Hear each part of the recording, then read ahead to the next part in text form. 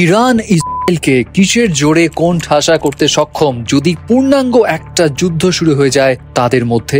Iran এবং ইসরায়েলের মধ্যে যা চলছে, প্রতি মুহূর্তে মুহূর্তে ঘটনা যেভাবে আরো খারাপের দিকে যাচ্ছে, তাতে করে এই দুই দেশের মধ্যে পূর্ণাঙ্গ যুদ্ধ কেন?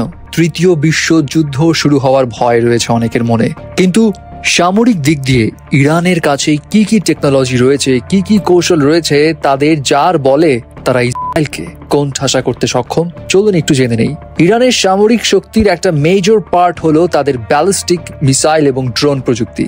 ইরানের কাছে মধ্যপ্রাচ্যের সবচেয়ে বড় মিসাইল স্টক রয়েছে, প্রায় 2000 মিসাইল, যার মধ্যে ফাতাহ 1 হাইপারসনিক মিসাইল একটি গেম চেঞ্জার। এই মিসাইল ম্যাক 15 গতিতে ছুটে, মানে শব্দের গতির চাইতেও 15 গুণ বেশি, এবং 1400 কিলোমিটার দূরের লক্ষ্যকে এটা আঘাত করতে পারে, যা কিনা ইসরায়েলের আয়রন ডোমের মতো প্রতিরক্ষা ব্যবস্থাকেও ফাঁকি দিতে সক্ষম।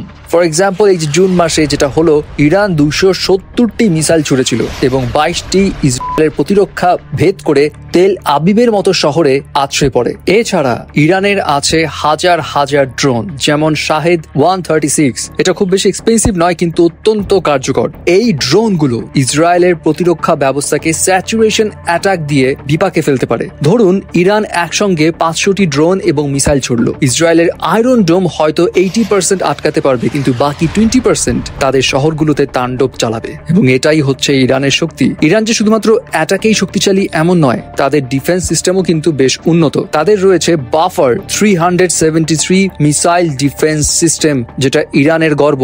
এই সিস্টেমটি দীর্ঘ পরিসরের মিসাইল, ড্রোন এবং বিমান আটকাতে সক্ষম। এটি রাডার 300 কিলোমিটারের দূরে লক্ষ্যবস্তু শনাক্ত করতে পারে এবং 200 কিলোমিটার দূরের লক্ষ্যবস্তু ধ্বংস করতে পারে। তবে ইরান যে শুধু তাদের নিজস্ব শক্তির উপর নির্ভর করছে এমন নয়, তাদের আছে শক্তিশালী প্রক্সি গ্রুপ, যেমন লেবাননের হিজবুল্লাহ, ফিলিস্তিনের হামাস। এই গ্রুপগুলো ইরানের সমর্থনে ইসরায়েলের সীমান্তে চাপ সৃষ্টি করতে পারে। হিজবুল্লাহর কাছে হাজার হাজার রকেট রয়েছে, যা ইসরায়েলের উত্তরাঞ্চলকে লক্ষ্য করতে পারে। ধরুন, ইরান এবং হিজবুল্লাহ একসঙ্গে যদি অ্যাটাক করে, প্রতিরক্ষা ব্যবস্থা একই সঙ্গে দুই ফ্রন্টে লড়তে গিয়ে দুর্বল হয়ে পড়বে। এখন ইরানের কাছে বেশ কিছু অপরচুনিটিস রয়েছে, অনেক কৌশল রয়েছে, যার ফলে তারা ইসরায়েলকে কোণ ঠাসা করতে পারে। বাট আপনাকে এটাও মাথায় রাখতে হবে, দেশটি ইসরায়েল, তারাও চুপ করে বসে থাকার মতো নয়। কারণ যেভাবে তারা শুক্রবারে ইরানের উপর সাডেন অ্যাটাক চালায়, সেটা পুরো বিশ্বকে চমকে দেয়। এখন যে যতই শক্তিশালী হোক, দুটো দেশের মধ্যে যুদ্ধ কখনোই পুরো বিশ্বের জন্য কল্যাণকর কিছু বয়ে আনে না। আবার এটাও সত্যি, স্পেসিফিক এই দেশটাকে থামানোও জরুরি।